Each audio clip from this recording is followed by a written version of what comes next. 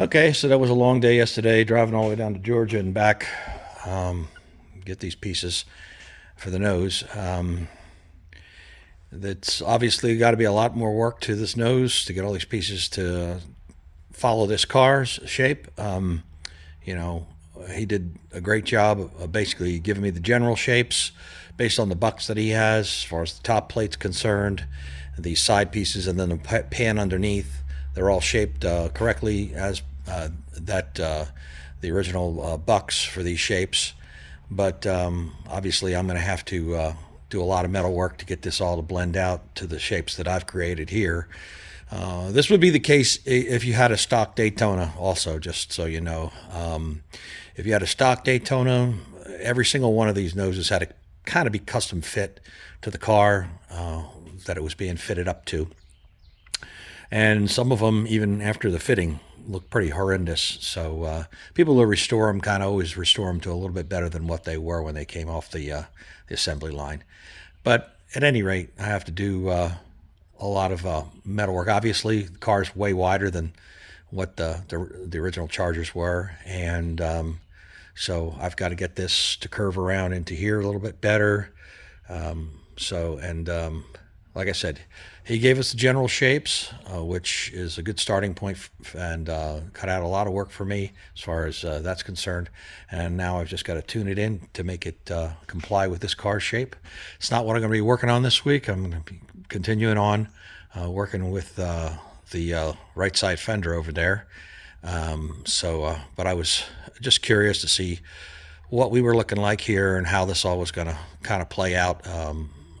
And what the general look of the car was going to be with the nose on it. Anyway, moving on from here. Okay, so I got this all tacked up, and I've got it all slit between all the tacks. So when I turn it over, I can cut off that flange. This piece over here I added for the door opening in the front, the door gap, I should say. And that's all solid welded up right now. So the last thing I have to do before I take it off and work on it is I have to replace this front flange right here. In other words, this front flange here, which will bolt the nose to the fender. So I'm taking a piece of 70,000 steel, and I'm about to cut this all off level with the ground. Excuse me, perpendicular with the ground. And then I'll weld this piece in here, and that'll give me my front flange to bolt the nose flange to. Anyway, that's where I'm at. All right, so I've gone ahead and I've cut out this profile out of the 70,000s. This is the shape I want for the side of my fender and the top of my fender. And then what I've also gone and done is I've took a piece of 1/4-inch plexiglass that I had and cut out that same shape, and I've clamped it to this old spirit level. The reason for that is twofold. I want to keep this as straight as possible because this flexes a little bit, and then also I want to make sure that it's level when I put it on the car. And what I'll be doing is I'll be fitting it over more for the other side than this side, because this side already has a flange on it that guides it. In other words, I'll be fitting this over the front edge of the fender and marking a trim line where I'll be putting that flange onto the front of the fender on the other side. This one I'll be doing also, but this one is pretty straight as it is. So anyway, that's what I'm up to. Okay, so you can see here now what I was getting at. I've got this vertical to the ground, or perpendicular to the ground, excuse me. And now I've controlled the shape of both this. There's a little peak over here and how this sweeps down. And then also I'll have matching curves on either side. So I have some symmetry to the to transition to the nose. Anyway, that's where I am right now. Okay, so I'm finally done dealing with this as far as detailing it off the car and just giving it a quick coat of zinc chromate primer in order to make sure I don't get any flash rust on this.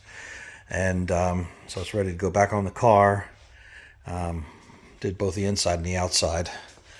At any rate, what I've been working on now is, you recall when I put that fender on, in order to match the other side, I made a brace to hold the fender out so that it both I could match the shape, and within mind that I was going to have a brace that I would permanently make in there to hold the fender out, so that if you leaned against it, it wouldn't cave in against the tire. At any rate, this is pretty much what the permanent piece looks like. As you can see from the top, it's got a rubber molding so that it can be pushed firmly up against the inside of the fender and not rattle or scratch. I have these two arms here. What I did was I put a nutsert into this already existing hole on the radiator core support, and this flange has a slotted hole where the 1/4-20 goes through in both this area and this area here, so that I can move this in or out and get it firmly up against the fender once the fender's installed. At any rate, I thought I would just show you that. And you can see from this one here, all I did was I put a little piece of 1/4-inch tape on this one and made my new profile to the inside, anticipating that I would have this rubber molding on here, which when it's compressed is about 1/4 inch. So that's what we got going on here. I'm over on that fender now, bringing that one up to speed with some of the details I did. That'll have to come off the car again, and I've got a few things on the underside that have to be worked on. Okay, I got the driver's side fender off right now, making a few tune-ups to bring it up to snuff with the other side. Some of the things I found out were beneficial on the other side. One of the things that I was waiting to do to the end here on these fenders is I kind of oversized the gap between the door and the fender intentionally, because if I made it too tight, with this sheet metal coming this way and then wrapping around, if I made it too tight, then you wouldn't be able to widen it out, basically. And this is a critical joint, which it kind of has to have clearance. You don't want it catching the door when it opens. You don't want it catching on the fender anywhere. So I made sure that it was 1/4 inch when it was finished. So I had plenty of room for the door to pivot, and there was no interference whatsoever, for sure. And that's anticipating it having some paint on it, and then it would be smaller than that. But at this point, what I've done is I've taken a little bit of rod. It's about a 16th, a little heavier than 16th inch rod, and I've welded it on the backside, from the backside, and added it to the edge here. Now I'm going to come down here and I'm going to weld it up here. So what that does is it adds a little bit of thickness to this back edge here where the sheet metal's folded over, and that'll enable this edge to be ground a little bit on, to tune it up, to make it narrower, but also to get it all in alignment. You'll have extra material there, so you won't be grinding in, or I won't be grinding into this folded over metal of the fender itself.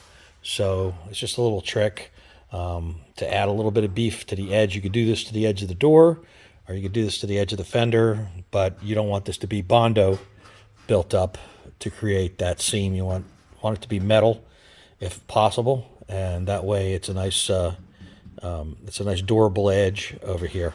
So I was just getting ready to weld that up. I thought I'd show you that before I went ahead and did that.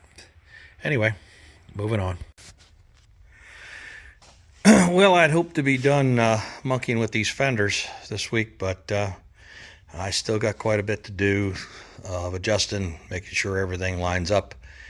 As you can see here, I added that extra piece of material, so now this closed this up quite a bit, and you can see it's really close down here. But the point of this is now I can go in there and I can grind this off so that it's uniform with the door, because I have something to grind off.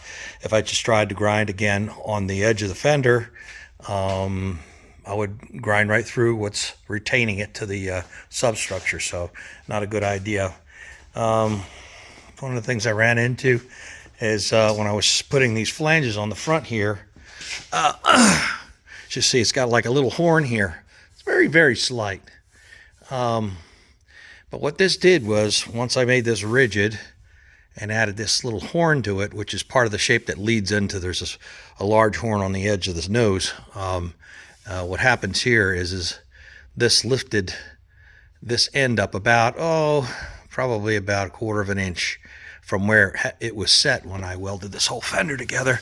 So what that ended up doing was it ended up horsing up the fit of this body line over here. So I had to do a lot of adjusting, let this end of the fender back down, because that little bit of a 1/4 inch, because this is so rigid, pick this up and then open the bottom of this door seam quite noticeably.